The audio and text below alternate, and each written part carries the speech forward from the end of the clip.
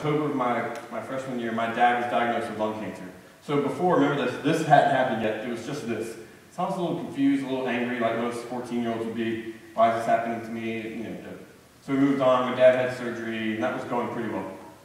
My sophomore year, not only was I on the soccer team, but we were really good. And we won the state championship, and at this point, I really did think I was awesome. And I was awesome.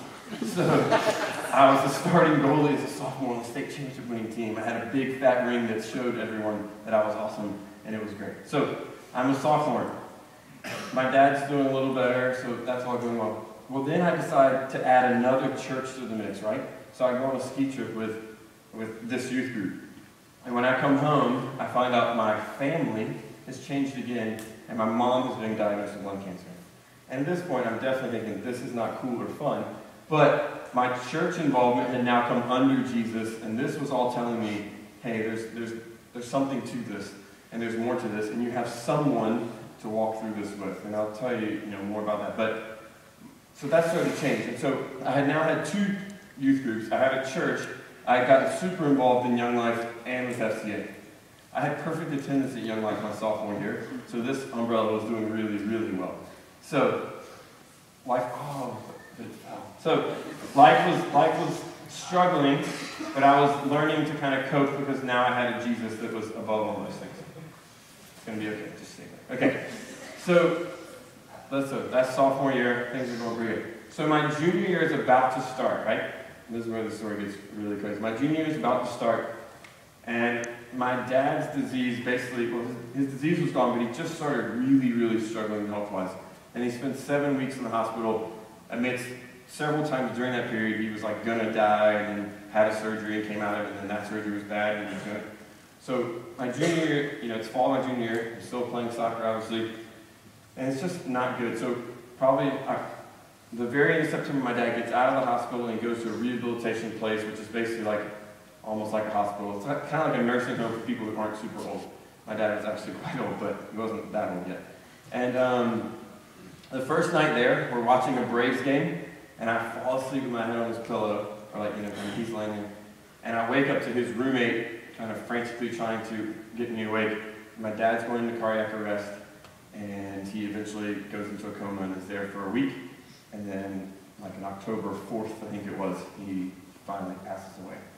So I'm a junior in high school, and my dad was my best friend by far. He spent his whole life chasing my soccer around and doing whatever it took for me to be as successful as possible.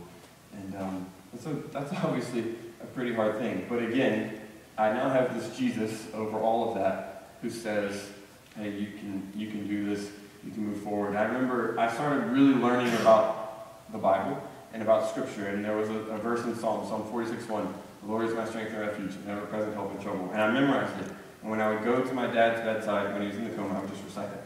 Lord is my strength and refuge, ever-present help in trouble. Lord is my strength and refuge, ever-present help in trouble. Because I was just I needed him to be strength and refuge and ever-present help in trouble. And he was. So that was pretty an amazing thing to learn. In the midst of all that, my junior season, we still made it to the state championship soccer game. We got the crap kicked out of us, which was really painful because in the midst of that, you're the guy who's lost his dad, right? So there's a news story about you, and they write articles in the paper, and you're like, oh, it's going to be this amazing Hollywood story, you're going to win. And then we just got crushed. It's okay, because I still had a Jesus that was there in the midst of all of that. So that's my junior year.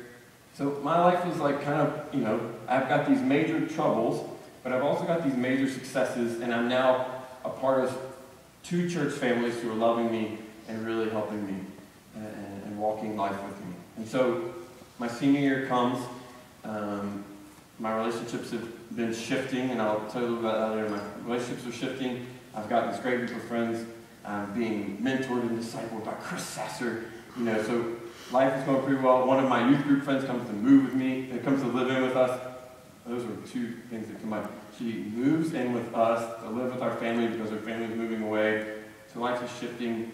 And during that period, my mom's cancer had gone into remission, which means she'd done treatment and chemo and radiation, so it had gone away. But in probably fall of my senior year, it had come back. And when a disease like cancer comes back, that's always super bad news. And so we kind of get to February, I signed my national letter of intent to play college soccer, which was a big relief on my mother, especially knowing that I could go to college and not pay for it and all that stuff. So, again, there's this really bad things happening, and then this side there's this really beautiful stuff happening. And probably in February of my senior year, my mom's disease had spread from her lungs to her brain, and she spent 4 weeks in the hospital, came home, spent a little while at home, and then got to a point where she was quite vegetative, is probably the best word. She was there, but not there. And the Friday night of my prom, that prom weekend, my sisters and I put my mom back in the hospital, and on Saturday night while I was at my senior prom, my mom passed away. So I come home from prom, and my sisters bust out of the rooms, and I was like, oh, okay, that happened tonight. So I'm now a month from graduation, and I've lost both parents who I was close to, both of them. My dad was my best friend, but my mom was right behind him. And so there I am, a month from graduation, and I'm now an orphan, which means I now can actually relate to kids that we deal with now in Africa who have no parents.